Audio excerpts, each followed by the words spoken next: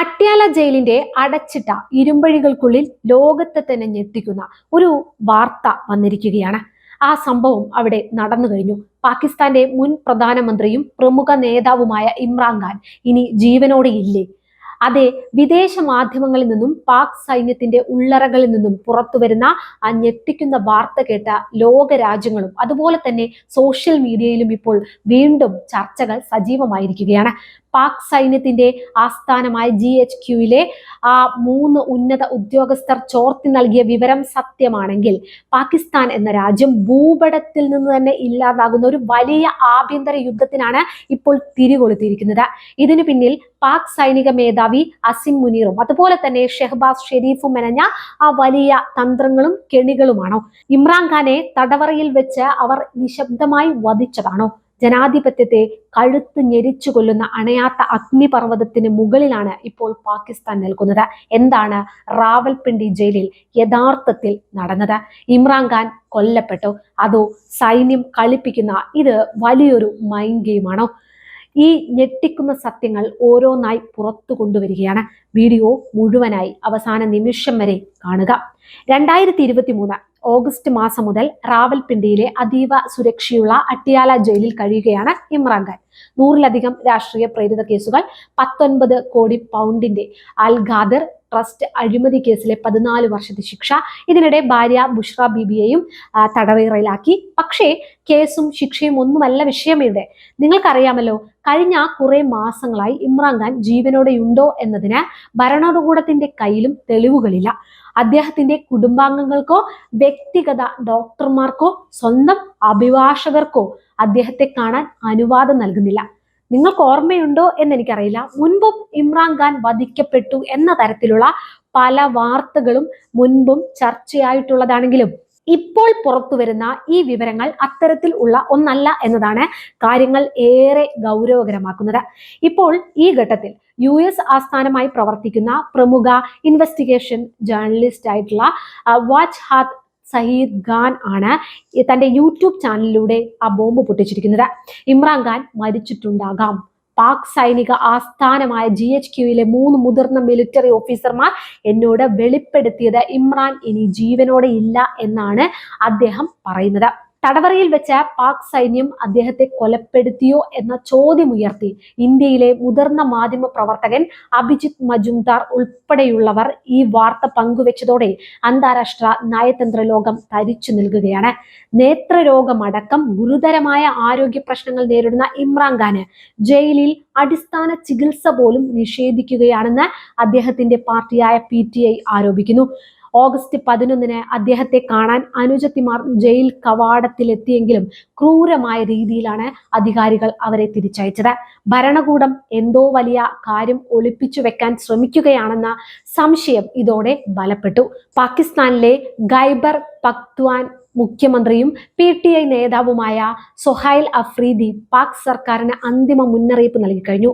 ഇമ്രാൻഖാനെ കാണാൻ കുടുംബത്തിനും ഡോക്ടർമാർക്കും അനുമതി നൽകിയില്ലെങ്കിൽ അടുത്ത മാസം, അതായത് സെപ്റ്റംബർ 27-ന് 20 ലക്ഷത്തിലധികം ജനങ്ങളെ അണിനിരത്തി ഞങ്ങൾ ഇസ്ലാമാബാദിലേക്ക് ലോങ് മാർച്ച് നടത്തുമെന്ന്. യുവാക്കളുടെ കണ്ണുകളിൽ വിപ്ലവത്തിന്റെ തീപ്പൊരി പടർന്നു കഴിഞ്ഞുവെന്നും അത് പടർന്നു പിടിച്ചാൽ പാക് സൈന്യത്തിന് പോലും തടയാൻ കഴിയില്ലെന്നും അദ്ദേഹം മുന്നറിയിപ്പ് നൽകുന്നു. എന്തുകൊണ്ടാണ് പാക് സൈന്യവും പ്രധാനമന്ത്രി ഷെഹബാസ് ഷെരീഫും ഇമ്രാൻഖാന്റെ കാര്യത്തിൽ ഇത്രയധികം ഭയപ്പെടുന്നത്? ഇമ്രാൻഖാനെ ജയിലിൽ അടച്ചാൽ അദ്ദേഹത്തിന്റെ ജനപ്രീതി ഇല്ലാതാകുമെന്ന് കരുതുകയും അധികാര ഭ്രമത്തിൽ അടക്കി ഭരിക്കാമെന്ന് കണക്ക് കൂട്ടുകയും ചെയ്ത Pak army chief general Asim മുനീറിന്റെ കണക്കുകൂട്ടലുകൾ ഇവിടെ തെറ്റിപ്പോയിരിക്കുകയാണ്. ജയിലിൽ അടയ്ക്കപ്പെടുന്തോറും ഇമ്രാൻഖാന് പാക് ജനതയുടെ മനസ്സിൽ ഒരു അപരാജിത വിപ്ലവ നായകനായി മാറുകയായിരുന്നു. ഇപ്പോൾ ഈ വിഷയം പാകിസ്ഥാന്റെ അതിർത്തികൾ ഭേദിച്ച വാഷിംഗ്ടൺ വരെ എത്തിയിരിക്കുന്നു. അമേരിക്കൻ കോൺഗ്രസിലെ 40-ലധികം ജനപ്രതിനിധികൾ നേരിട്ടിടപെട്ട US സ്റ്റേറ്റ് സെക്രട്ടറി മാർക്കോ റൂബിയോയ്ക്ക് അടിയന്തര കത്തയച്ചിരിക്കുന്നു. ഇമ്രാൻഖാന്റെയും ഭാര്യ ബുഷ്ര ബീബിയുടെയും തടവറയിലെ അവസ്ഥ എന്താണെന്ന് പാകിസ്ഥാനോട് നേരിട്ട് ചോദിക്കണമെന്നും മനുഷ്യാവകാശ ലംഘനം നടത്തുന്ന പാക് ഉദ്യോഗസ്ഥർക്കെതിരെ ഉപരോധം ഏർപ്പെടുത്തണമെന്നുമാണ് അമേരിക്കൻ നിയമനിർമ്മാതാക്കളുടെ ആവശ്യം. ജനാധിപത്യ പ്രക്രിയയെ അട്ടിമറിച്ച് സ്വന്തം രാജ്യത്തെ മുൻ പ്രധാനമന്ത്രിയെ ഇല്ലാതാക്കാൻ ശ്രമിക്കുന്ന പാക് സൈനിക മേധാവികൾക്ക് മേൽ വിസ വിലക്കുകളും സ്വത്ത് കണ്ടുകെട്ടലും ഉൾപ്പെടെയുള്ള ഗ്ലോബൽ മാഗ്നിറ്റസ്കി ഉപരോധങ്ങൾ ഏർപ്പെടുത്താൻ ട്രംപ് ഭരണകൂടത്തോട് അടുത്ത ബന്ധമുള്ള നേതാക്കൾ സമ്മർദ്ദം ചെലുത്തുകയാണ്. അതേസമയം ഇന്ത്യയുടെ അയൽരാജ്യത്ത് സൈന്യം നടത്തുന്ന ഈ കൊടും ചതിക്കെതിരെ അന്താരാഷ്ട്ര സമൂഹം കടുപ്പിക്കുമ്പോൾ പാക് സർക്കാരിന് മറുപടിയില്ലാത്ത അവസ്ഥയാണ്.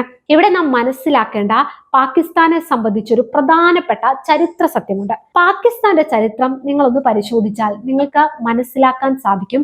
സ്വന്തം ജനങ്ങൾ തിരഞ്ഞെടുത്ത രാഷ്ട്രീയ നേതാക്കളെ തടവറയിലിട്ടും തൂക്കിലേറ്റിയും ഇല്ലാതാക്കിയ കറുത്ത കഥകൾ മാത്രം അവിടെ നമുക്ക് കാണാൻ സാധിക്കും. 1979 ജനകീയ നേതാവായിരുന്ന സുൽഫിക്കർ അലി ഭൂട്ടോയെ വ്യാജ കേസിൽ കുടുക്കി തൂക്കിലേറ്റിയതിന് സിയോ ഉൽ ഹക്കിന്റെ സൈനിക ഭരണകൂടമായിരുന്നു. പിന്നീട് ആ വിമാന അപകടത്തിൽ സിയാ ഉൽ ഹക്ക് കൊല്ലപ്പെട്ടതും പാക് സൈന്യത്തിന്റെ ഉള്ളറകളിലെ ദുരൂഹതയായി ഇന്നും അവശേഷിക്കുന്നു. അത് കഴിഞ്ഞ എത്രയോ തവണ തെരഞ്ഞെടുക്കപ്പെട്ട പ്രധാനമന്ത്രി നവാസ് ഷെരീഫിനെ അട്ടിമറിച്ച് പർവേസ് മുഷറഫ് തടവിലിടുകയും നാടുകടത്തുകയും ചെയ്തു.